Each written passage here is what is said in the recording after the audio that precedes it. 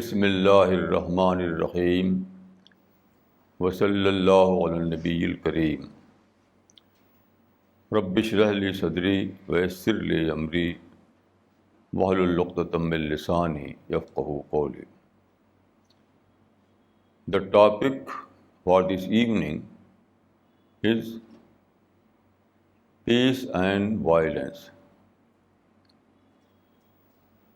It is a very important topic, perhaps the most discussed topic all over the world. Common people and superpowers both are engaged in this issue. I would like to give some detail on the issue in the light of Islamic teachings. I can say that peace is the greatest concern of Islam. According to Islam, peace is the summum bonum. Why? Because without peace, there is no progress, no development at all. All the activities need peaceful conditions. So it is concern of all the people throughout the world. You know, yesterday we listened a talk given by the American President Obama. This was a lecture at Cairo University on June 4. In this lecture, President Obama addressed the Muslim world. He discussed 7 issues. If you read his lecture, you will find that the basic point of his lecture was the question of peace, the issue of peace, directly or indirectly. He raises 7 issues, but this time I would like to say a few words about 3 of those issues. That is violent extremism and Arab-Israel conflict and democracy. It is a fact that all these issues are very controversial among Muslims. First of all, we will take the violent extremism. It is a fact that Muslims are engaged in violent extremism everywhere in the world. Now, what is the genesis of this violent extremism? Why they turn violent? What is the reason? Although it is against the Islamic teachings, violent extremism is against Islamic teachings. I have studied Islam in details, Quran and Hadith and life of the Prophet and all those relevant literature. After thorough study, I can say that in Islam, violence has no room. Islam believes in peace. violence is not in Islamic scheme. So why Muslims turn violent? According to my analysis, this is due to wrong target.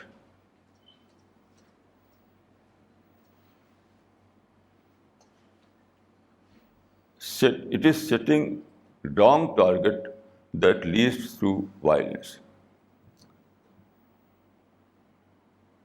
Present Muslims want justice, or they want to establish better system, or they want to get some rights.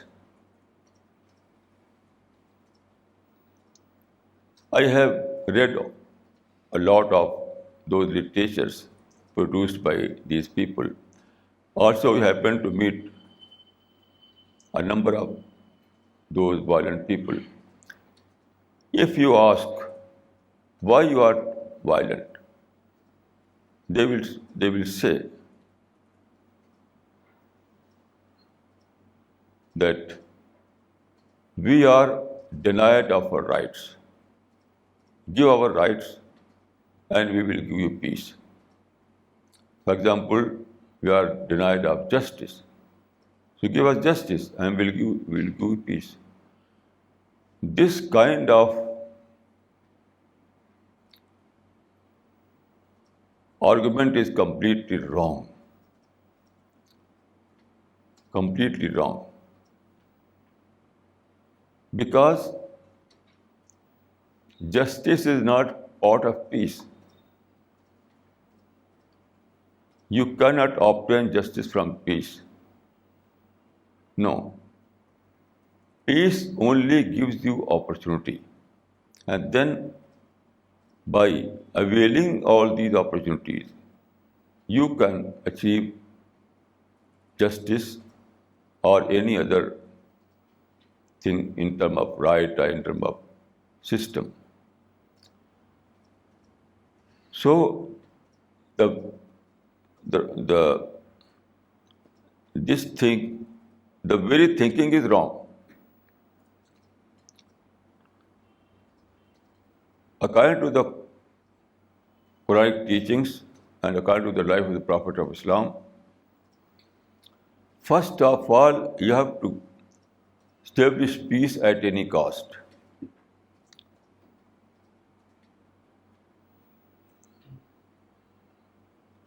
Present strategy of Muslims is like putting the cart before the horse. Prophet of Islam observed this policy. He always tried to establish peace in Mecca and Medina both. Because it is a law of nature. It is a teaching of Islam that peace or any other rights can be achieved only through your effort, through your struggle.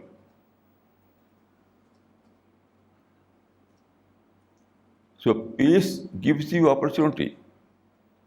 And where there is opportunity, you can plan, you can strive, you can struggle, you can effort. So here is the mistake. These people fail to understand that the first prerequisite is peace. We have to establish peace at any cost.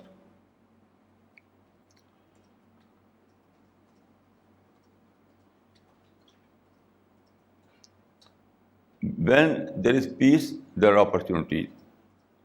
And where there are opportunities, you can avail those opportunities, and then you can achieve justice and all other things.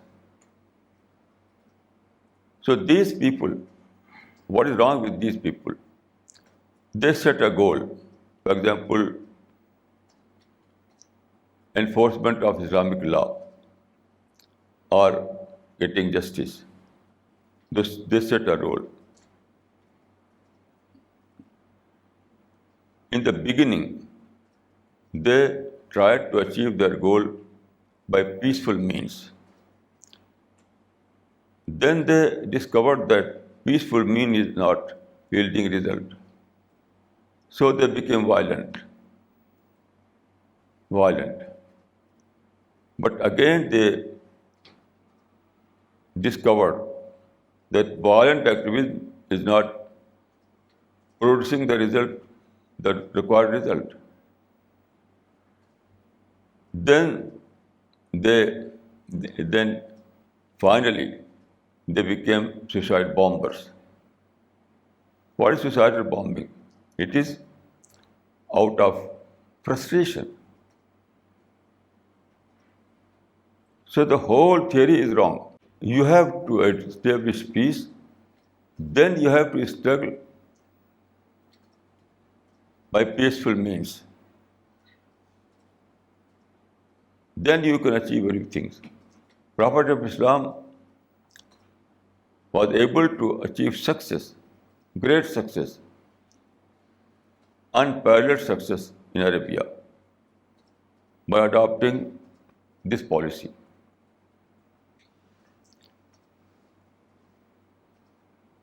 Here I would like to add that Muslims are victims of negative thinking. And negative thinking is a very dangerous thinking. Negative thinking cannot lead to any positive result. I will give you 3 examples. Jews and Hindus and Muslims. There were some extremist leaders among Jews who developed a negative ideology. This ideology was based on anti-Arab sentiments.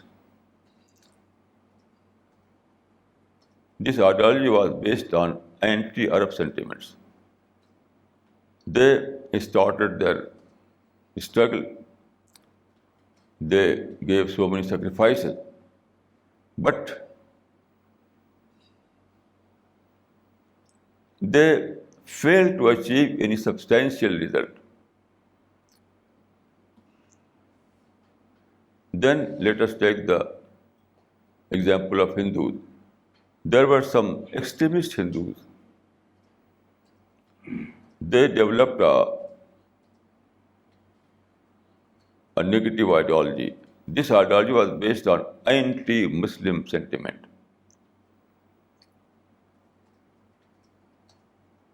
And they gave so many sacrifices, so many efforts. But again, there was no substantial result. So is the case of Muslims.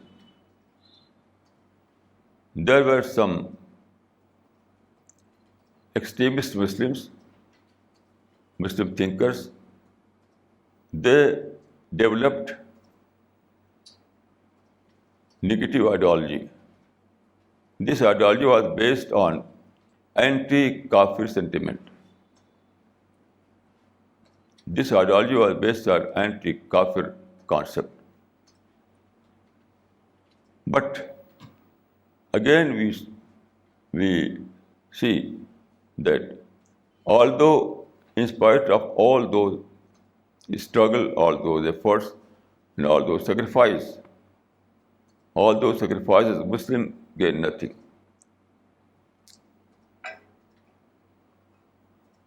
So negative thinking cannot yield to any positive result.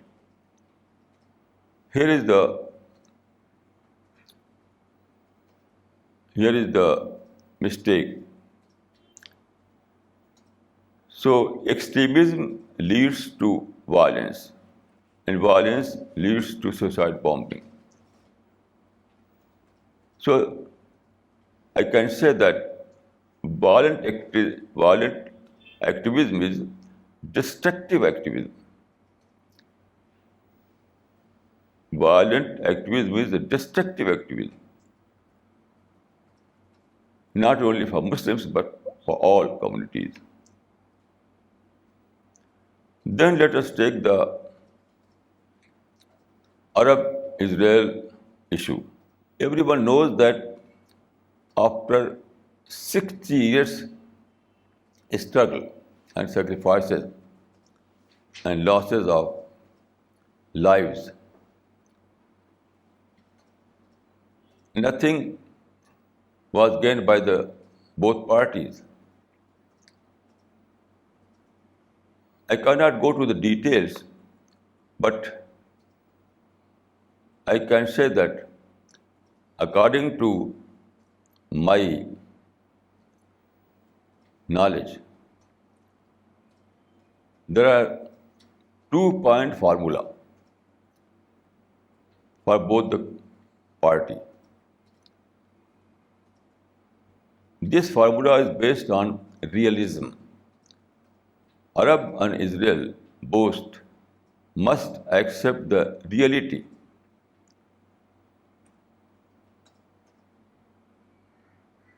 Otherwise, there is no solution. And what is that reality? In short, I can say that Muslim or Arabs must abandon all kind of violence. They must disarm their militant factions by heart. They must adopt peaceful activism in complete sense of the word. Otherwise, there is no solution. At present, Muslims are a creative threat to Israel every day and night by their militancy. So when you are creative threats to the other party, then there is no solution. So first of all, Muslims must abandon, Arabs must abandon by heart all those militant activities. They must disarm all those NGOs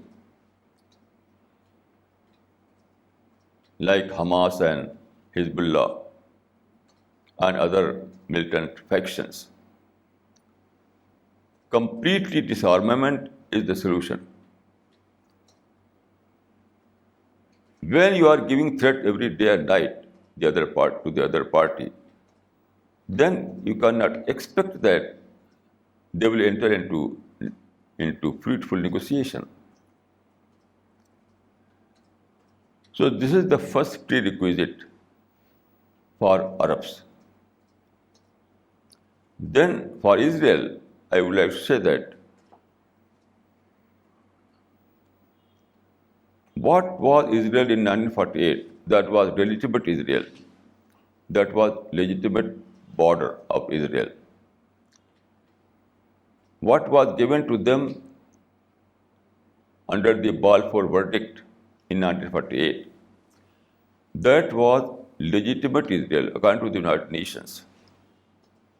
But after 1948, they expanded their area. So now one part of Israel is legitimate Israel, and the other part of Israel is illegitimate Israel. So Israel must pull out from the illegitimate part. They must return to the 1948 border. Otherwise, there is no solution.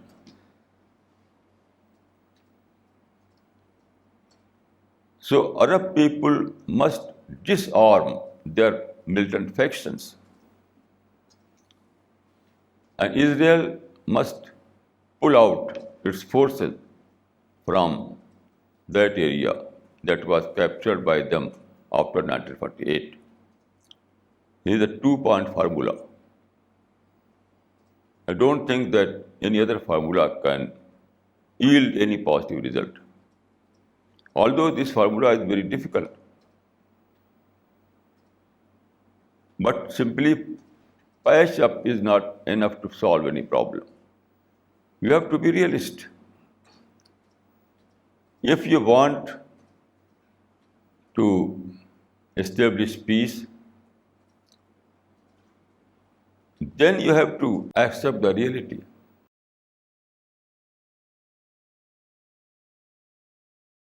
It is a reality that Israel must not live in fear. Then again, it is a reality that Israel must not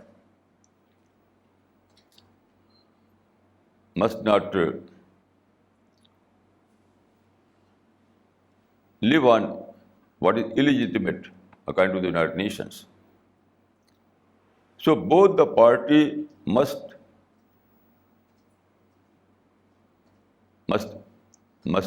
accept the reality. Otherwise, there is no solution. Then let us take the third issue, that is democracy. It is a very strange that many Muslim thinkers, many Islamic thinkers claim that democracy is an un-Islamic theory. It is very strange.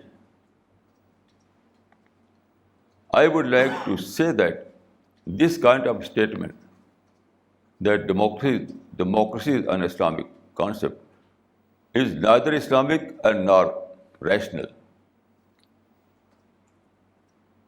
This kind of statement is un-Islamic as well as irrational. Now, what is democracy? Democracy is neither pro-religious and not anti-religious. Democracy is simply a political adjustment. That's all.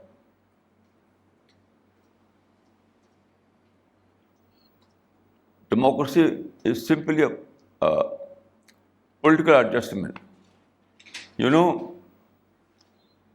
where there are many communities, many religious groups, so how to establish peace among them? So democracy is the solution. That is government of the people, by the people, for the people. It means that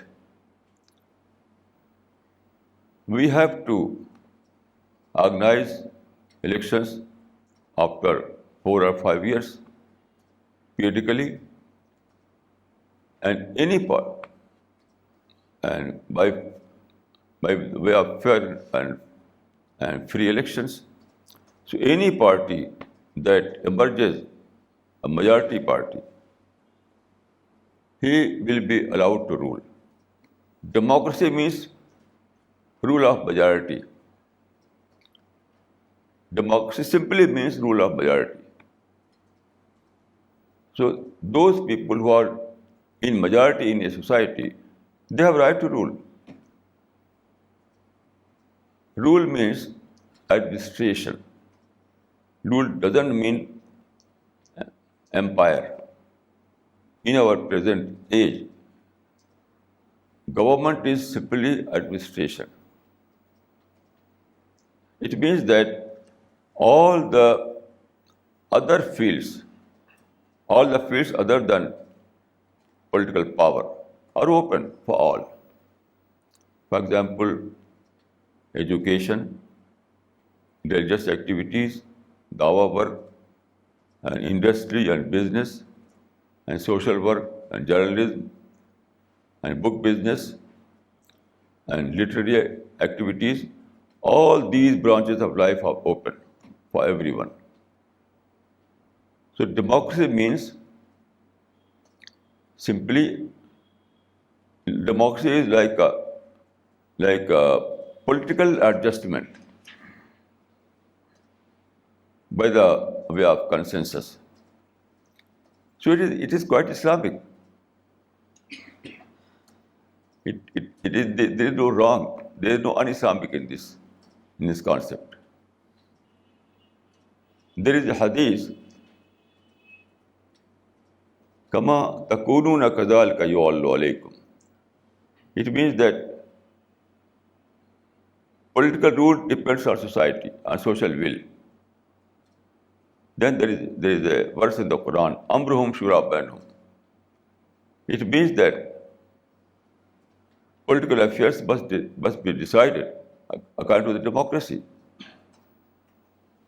Amruhum shura bainahum means democracy. So, if a society has many religious groups, so if you want to implement one religion in that society, it is bound to produce conflict, fighting, violence. You can see the result in Pakistan, in Afghanistan, and elsewhere. So it is not Islam. Islam means peace. The basic criterion is peace. And a peaceful settlement is the Islamic principle. So, democracy is the only way to settle matters peacefully. You know, when Prophet migrated from Mecca and settled in Medina, so at that time in Medina there were three groups: Muslims and Jews and some mushriks also. So it was a multi-religious society. Now Medina is a Muslim society, but at that time, when Prophet of Islam migrated from Mecca and settled in Medina, so at that time Medina was a multi-religious society. So Prophet issued a declaration which is called Misaqul Medina. In this declaration there was a provision, Lil Yahud Deenum wal Muslimin Deenum. It means that for Jews their religion, for Muslims their religion. This is democracy. Although Prophet of Islam was administrator of Medina at that time, and as far as the administration is concerned, it was in the hand of Prophet of Islam.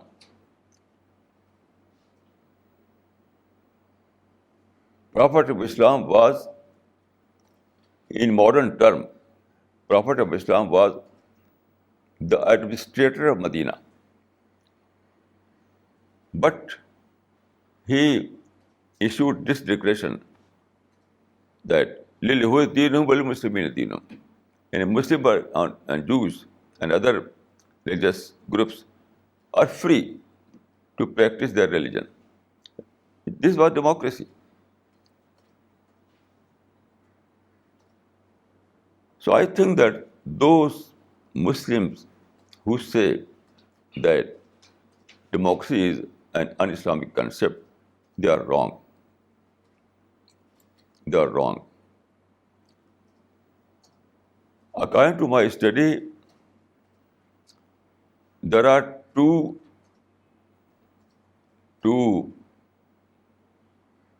kind of teachings in Islam: individual and social or political. So as far as the individual teaching is concerned, it depends upon your personal will. For example, let us take namaz or salat. If you accept Islam, if you are a believer and you want to perform namaz, it depends upon your own will. It is, you don't know, you are free to pray salat or not. Those teachings that pertains to individual depends on individual will, personal will. So here you are free. You are free. But those teachings that relates to in social change or political change, that depends upon social will or political will. So here you are not free. In such teachings, you cannot enforce others your ideals.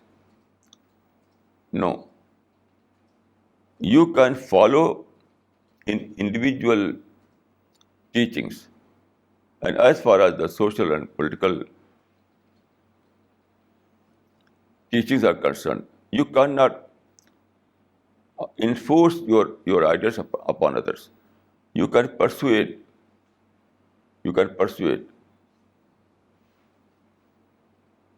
Only persuasion is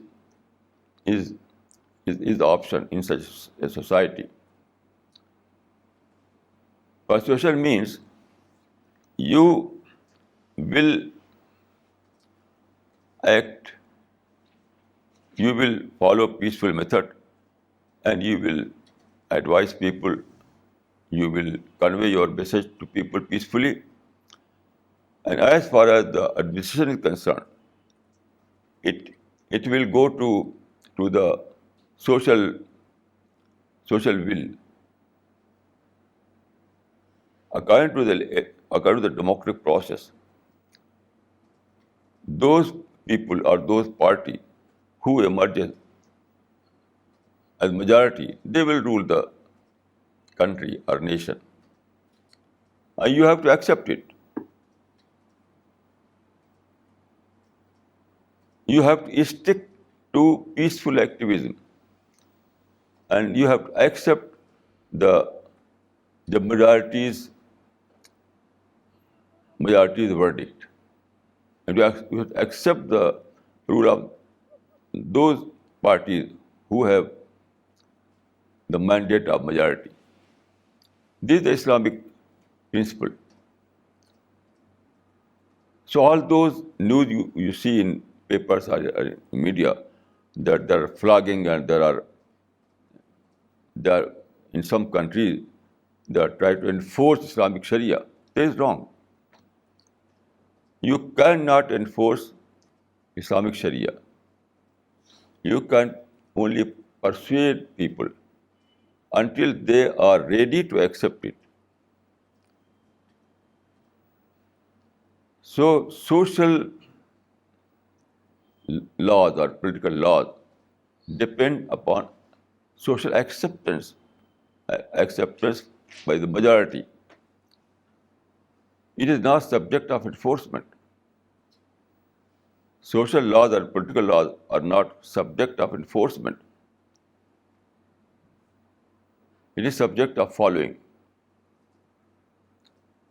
So here is the mistake.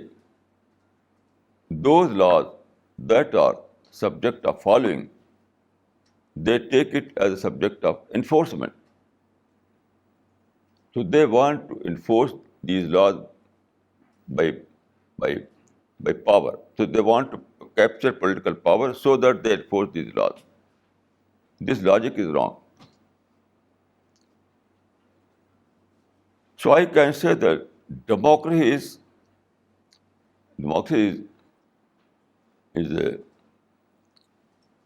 neither.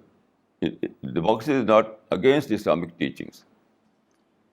Even if you take this verse, Amruhum Shura Bainahum, you will find that the democracy is according to Islamic spirit. There is no contradiction between Islam and democracy. Here I would like to say that what is the most important in Islam? It is not implementation or enforcement. It is to change the heart. Islam wants to bring about change in heart, in your thinking.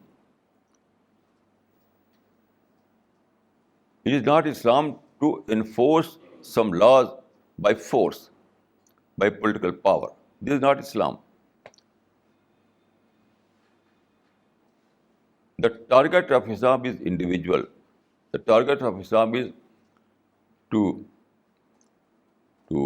bring about change in thinking. So the only method of Islam is Dawah method. Islam believes in Dawah method. Dawah means peaceful activism. So Islam believes in peaceful activism and not in violent activism. Violent activism is completely against the Islamic spirit. It is not jihad. Those people who have opted violent activism in the name of jihad, they are completely wrong. Then some Muslims complained that violence is not Muslims' monopoly. There are other groups. There are some other groups who are engaged in violence in India and also in other countries. So violence is not a monopoly of Muslims. You are right, but there is a difference. Other people have adopted violent activism in the name of secularism, not in the name of religion. They have some secular target, like land or any other secular target. They are not using religion, the name of religion. But Muslims claim that their violent activism is jihad activism. Muslims call it Islamic jihad. It means that they are engaged in violence in the name of Islam. So we have right to judge their activities in the Islamic teachings. So here is the difference.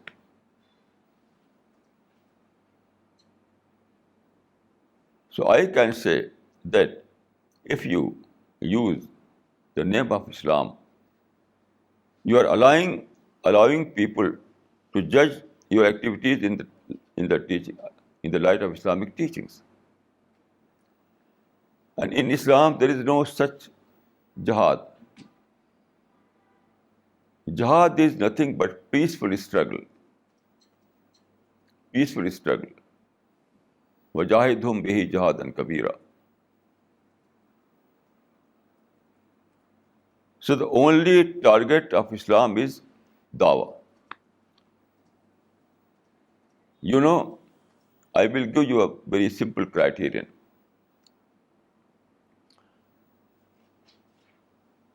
Those people who are engaged in violent activism, they are full of hate against other groups, other communities, full of hate. This is un-Islamic. You cannot hate people. It is haram in Islam. Even if you find some people who are engaged in enmity, according to your opinion, they are your enemy. Even then, you are not allowed to declare that they are an enemy.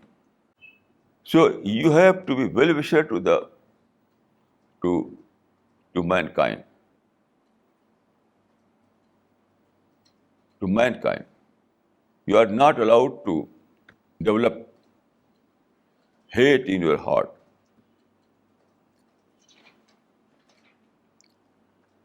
Here I would like to narrate a story from the life of the Prophet of Islam. You know, Prophet of Islam was born in Mecca. He started his mission in 610 AD. Then he migrated to Medina. At that time, there were some Jewish tribes in Medina in the first quarter of 7th century. So what happened? One day, the Prophet of Islam saw a funeral procession passing through a street in Medina. He was seated at that time. So Prophet stood up in respect. Prophet stood in respect. One of his companions said, "Oh Prophet, it was funeral of a Jew, funeral of a non-Muslim, and you are giving respect to him." Prophet said, "Alaysat nafsan, was he not a human being?" This hadith you can find in Sahih al-Bukhari. So he said, "Was he not a human being?" Here you can see that Prophet discovered a commonality between himself and that Jew. I am a human being, he is also a human being. Both were created by God. This is the true spirit of Islam. So enmity and intolerance and hate and anger, all these things are quite alien in Islam. So that kind of jihad that creates enmity is quite un-Islamic. If a jihad creates enmity, hate, anger, intolerance, that is not jihad. That is not jihad. So Muslims are da'i. All other people are madu. So the relationship between Muslims and a non-Muslim is da'i and madu. This is the equation. Muslims are da'i, and all other people are madu. You cannot say that this community is our enemy. We hate this community. We will take revenge from this community. All these talks are completely un-Islamic. So if you want to know what is Islam, don't see the Muslim practices. It is very good that President Obama has referred Quran at least 2 times, and also he has referred Islam several times in his address, in his lecture that comprises 5,800 words. So he says, he admits that Quran is a book of peace. Book of peace. He has referred this verse from chapter Al-Ma'idah. Man qatala nafsan baghayr nafsin wa fasadin faqannama qatala an-nas jami'a. Wa man ahyaha faqannama ahya an-nas jami'a. It means that killing an innocent person is like killing all mankind, and saving a person is like saving all mankind. So President Obama has referred this verse in his lecture. Here I would like to tell you what is the background of this verse. You know, the first man, that is Adam, there was two sons of Adam, Habil and Qabil. Those both were brothers.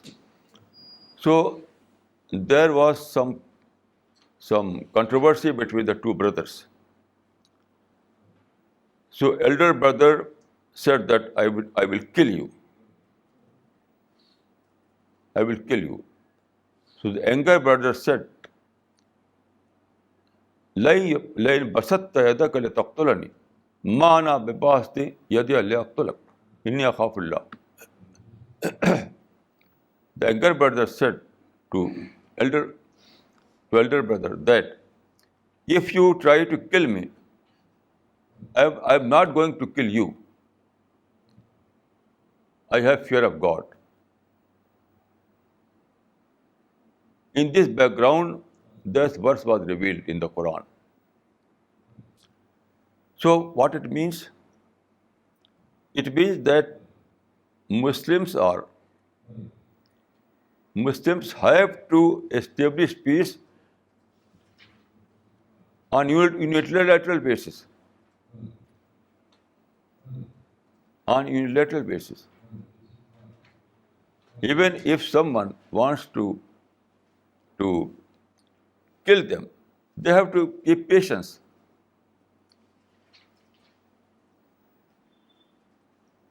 The younger brother said, لئن بسطت يدك لتقتلني ما أنا بباسط يدي لأقتلك إني أخاف الله. So if you take the whole story, you will discover that peace is so important in Islam that you have to keep it, you have to establish it on unilateral basis. On unilateral basis. Why? Because without peace there is no constructive work in our society. All kind of constructive work, all kind of dawah work, all kind of positive activities depend on its peace.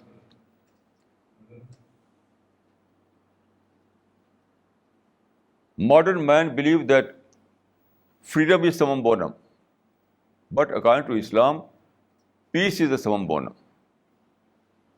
Because you know, unlimited freedom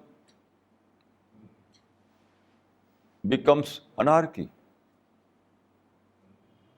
But unlimited freedom becomes anarchy. But unlimited peace has no negative aspect. Peace is good.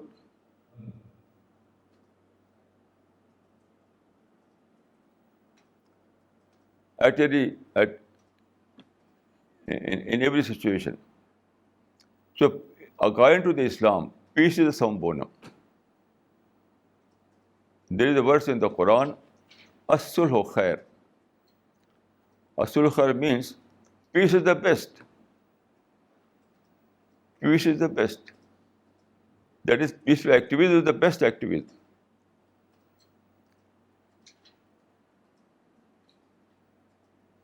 Sufi people adopted their formula from this verse. Their formula was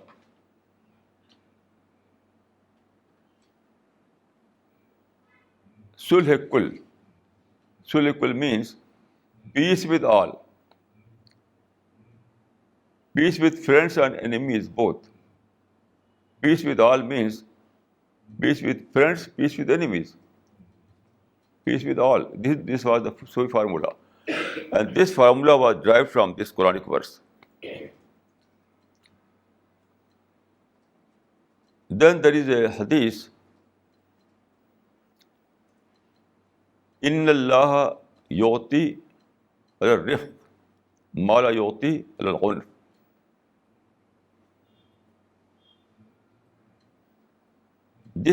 This hadith you can find in Sahih Muslim.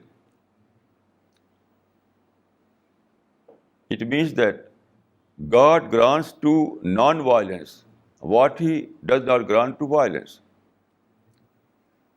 It's very clear.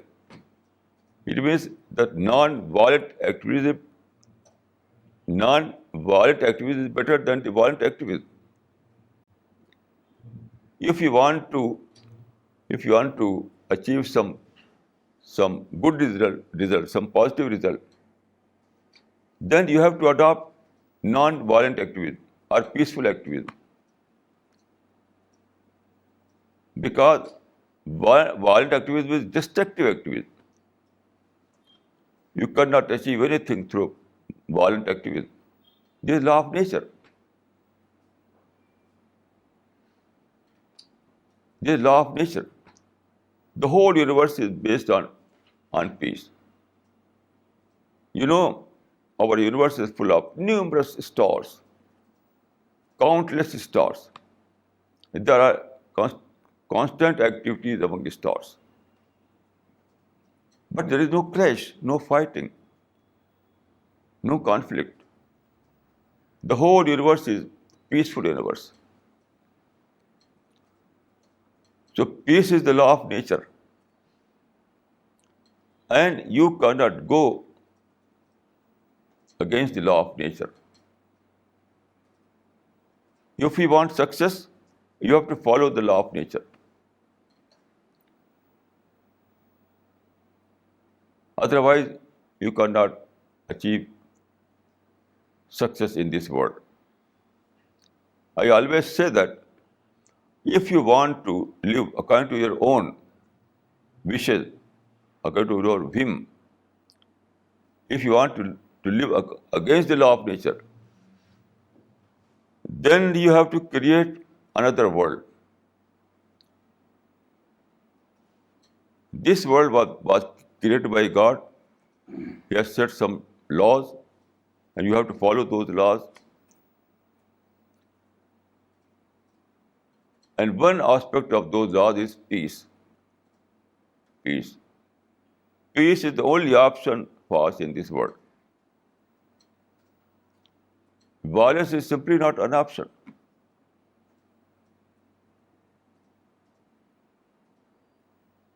Violence is not an option. Peace is the only option for us. Either peace or patience.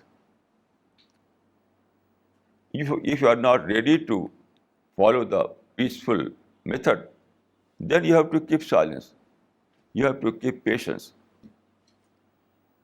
But violence is not allowed according to the law of nature.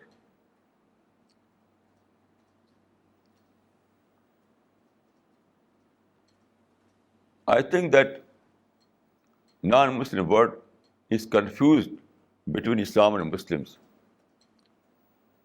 So, the most important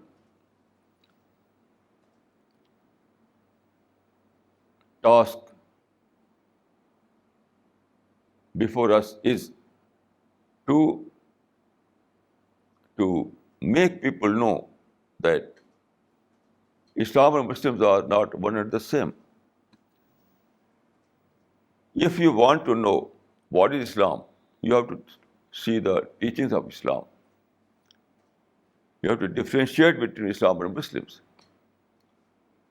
So we have 2-point formula in this regard.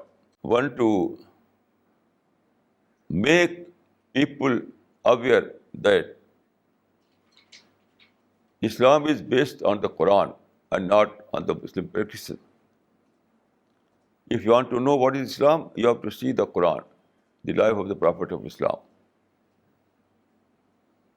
Simply by seeing Muslim practices is not enough. Then we have to address Muslims. We have to convince Muslims that you are not free to do anything. If you say that I am a Muslim, you are a Muslim Ummah, then you have to adopt the principles of Islam, principles given by the Quran. So we have a twofold task, one for general people and one for Muslims.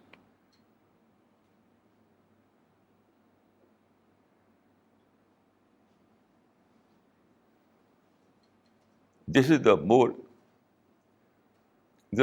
important task before us. Some people say that Islam is a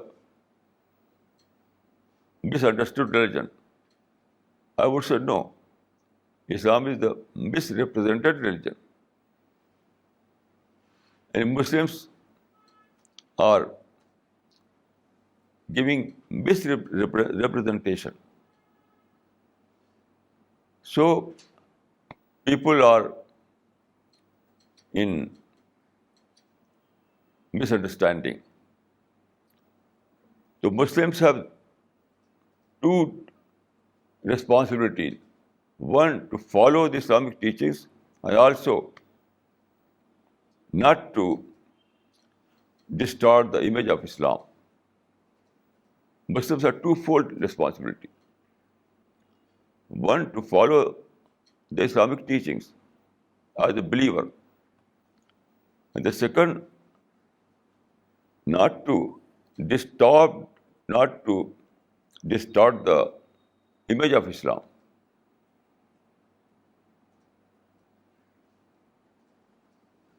These are their responsibility. So we must know that peace is the only option in Islam. Violence is not an option. أقول قولي هذا وأستغفر الله لي ولكم أجمعين.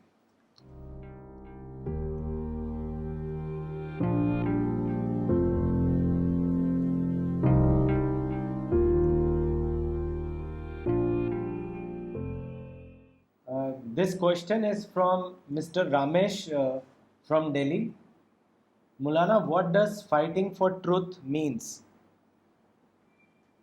What does fighting for truth mean? I don't know that there is any verse in the Quran that says that fight for truth. No, it is Muslims' innovation. Fighting, there is only one kind of fighting in Islam, that is defensive fighting. Fighting for truth is nothing. You can convey the message of truth, but you cannot fight for truth. It is quite un-Islamic. It was innovated by some Muslims. I don't know any verse in the Quran that says that you have to fight for truth.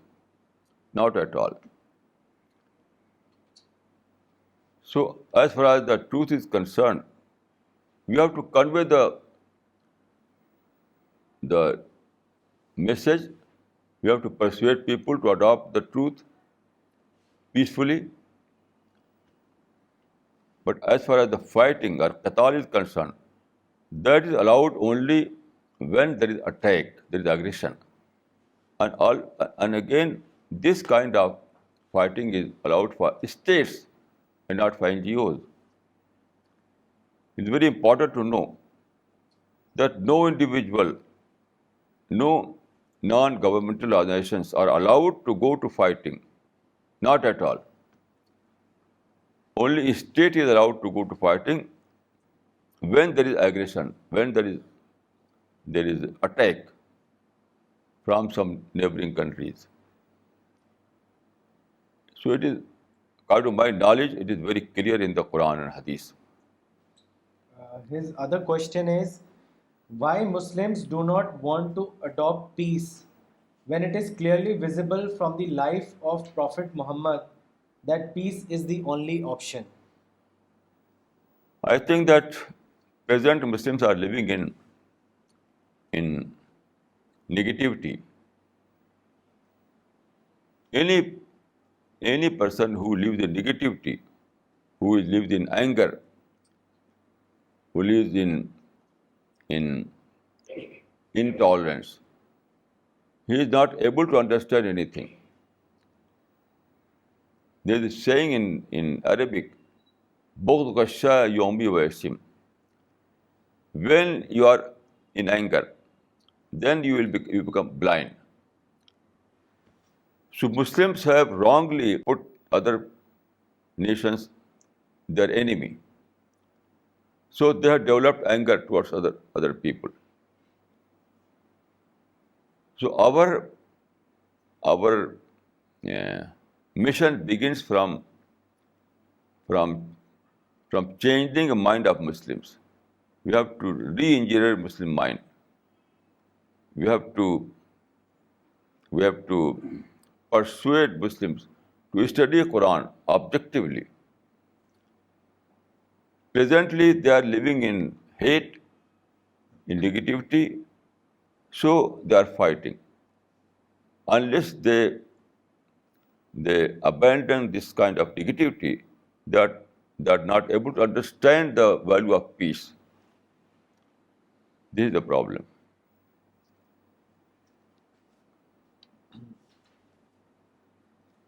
This question is from Miss Nagma from Delhi. In spite of no substantiated gains, why aren't Muslims extremists not realizing that they have to change their strategy? It requires positive mind. Without positive mind, you cannot reassess your activities. When you are living in negativity, when you are declared that these people are enemy, then you are not in a normal mind. Only normal mind can reassess their activities, can revise their activities. When you are obsessed with enmity concept, with its conspiracy concept, then you are not in a position to think normally. So our mission is to make them think with normal mind. Otherwise, they cannot understand the reality. They cannot reassess their activities. This question is from Mr. Khaja Kalimuddin from Pennsylvania. Maulana Sahab, whenever a Muslim country declares that it is going to enforce Sharia law on its people, the whole world opposes it. My question to you is, why the very word Sharia has become so dreadful to the rest of the world? Because this kind of policy is against the spirit of the age, and also is against Islam. It is not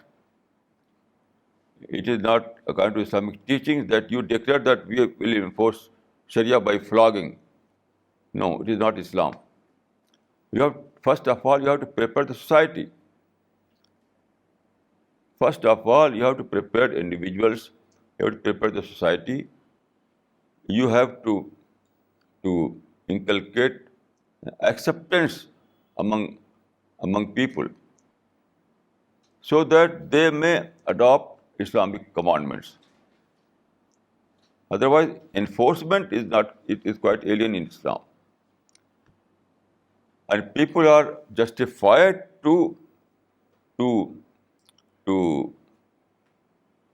become angry. They're justified because no community can go against the age of the spirit. We are living in a new age. In this age, freedom is most important thing. They, according to their norms, freedom and democracy is very important. So this kind of policy goes against freedom, against democracy. So world is not ready to tolerate this kind of policy. And I think that the world is justified. Those Muslims are liable to blame who want to implement Islam by force. No, Islam is a subject of following and not subject of enforcement. So Muslims are to be blamed and not the other people. His other question is, what is the difference in the enforcement of Sharia law by the pious caliphs like Abu Bakr and Umar and the recent Muslim rulers like Hassan Torabi of Sudan or General Ziaul Haq of Pakistan and the NGOs that are operating today in various Muslim countries? According to my knowledge, this equation is wrong. Abu Bakr and Umar never tried to enforce by power. No. First of all, they prepared the society. It is very clear if you read, if you want to know the exact teaching of Islam, you can read Bab Taliful Quran in Sahih al-Bukhari. In this Bab, it is very clear that enforcement is not the beginning, it's not the starting point. Prepare the society is the beginning. It's very important to know. Hassan Tarabi and other people wanted to enforce Islam enforce Sharia by power without preparing the society. Prophet of Islam, first of all, tried to prepare individuals, to prepare society. That is to establish acceptance. When there was acceptance, then he implemented Sharia. He never implemented Sharia without preparing the society. So you know that when Prophet was in Makkah, up to 13 years, he never wanted to implement Sharia law. Sharia law was not only implemented in Medina. After he prepared individuals, after he prepared society. Now Hassan Tarabi and other people want to implement Sharia by force, by flogging. This kind of policy is not Islamic policy. So they failed. They completely failed.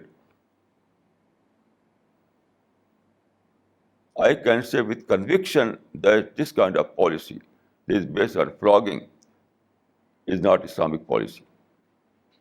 Islam wants to change the mind, change the heart, to change the individuals, to change the personality. Then he wants to prepare the society. Then by their acceptance, he tries to implement the law, Sharia. By their acceptance. This is very clear. I have published some books on this subject. For example, Deen o Shariat. At present is in Urdu, Deen o Shariat. In this book, I have discussed this in detail, that what is the requirement of Deen and what is the requirement of Sharia. This question is from Miss Gulzeba Ahmed from US. Maulana, as a mother and a woman, what should be the role in spreading peace and stopping violence? I think that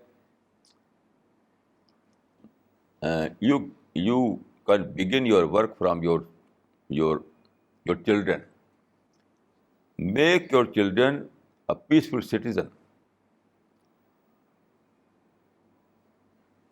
Mothers have the opportunity to mold their children and prepare them as a peaceful citizen. This is a great contribution of any mother. If you can change your children, then you can change the whole world, because whole is comprises of some children. So if you can change your children, then you have that you can change the whole world. This is the right beginning. I think that preparing a peaceful society begins from home. Charity begins from home.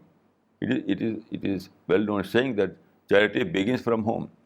So peaceful activity begins from home. So every mother has a good chance to prepare peaceful citizens, and it's a great task given by God to every woman. And it is a very rewardable task. Rewardable.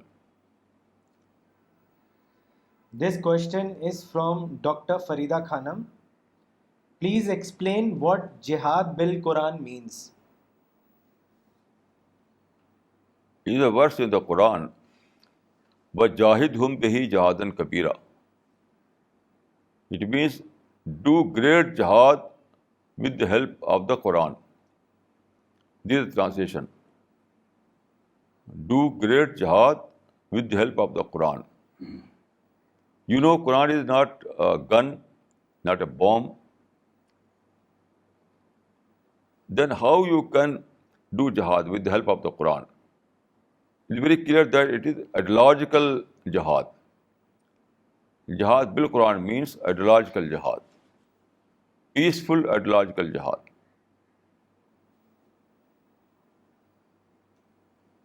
Quran is a book of ideology. So jihad bil Quran means ideological jihad. Peaceful ideological jihad.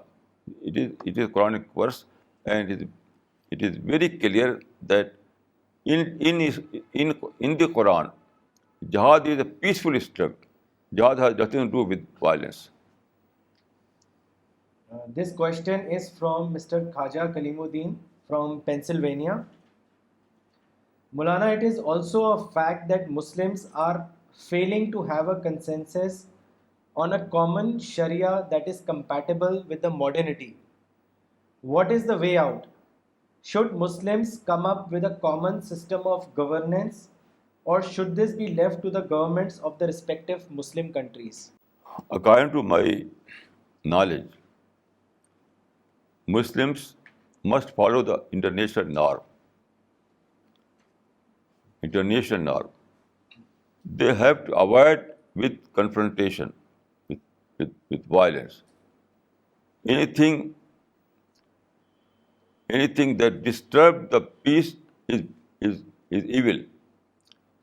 So Muslims have find some adjustment between modern laws and Sharia laws. They have to find some adjustment. It is just according to this the Quran, Prophet's uswa. In such a situation which we are living, we have to avoid all kind of confrontation, all kind of war and fighting, and we have to find some kind of adjustment, and then we have to engage ourselves in peaceful persuasion. We are free to convey our message peacefully. We are free. But in practical terms, I would like to say that we have to seek some adjustment. So there are 2-point formula. As far as the practical matter is concerned, we have to seek some adjustment. And at the same time, we have to convey the message of Islam by peaceful method. This is the just according to the Prophet's uswa, Prophet's example. This question is from Dr. Farida Khanam. Why is it that the Muslims do not understand that the times have changed. For instance, the education of girls is regarded as important as that of boys. But when Taliban came to power, the first thing they did was demolish schools. This provoked great outrage from the international community. Taliban did it in the name of Sharia. That turned people against Sharia. Kindly comment. Yes, it is a very important question. According to my knowledge, the reason is that present Muslims, don't know the value of modern education. Even educated Muslims don't know the value of modern education. It is sad.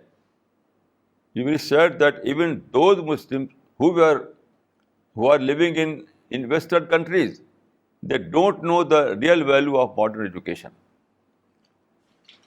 They earn money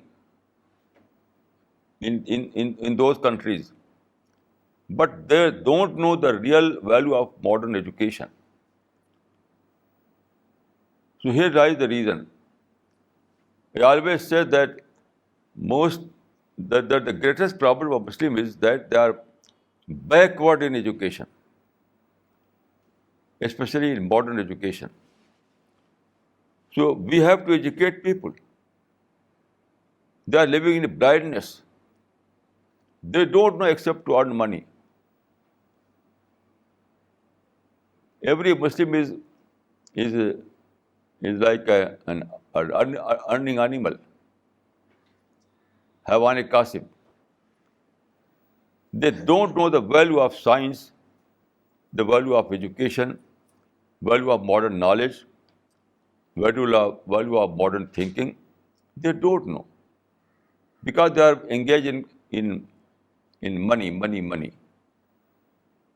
Even educated Muslims are unaware of the real value of the science, real value of the modern knowledge. So here lies the reason. We have to educate people on a large scale. At present, Muslims have very little literacies. So unless we educate Muslims in modern term, this problem will persist. There is no way out.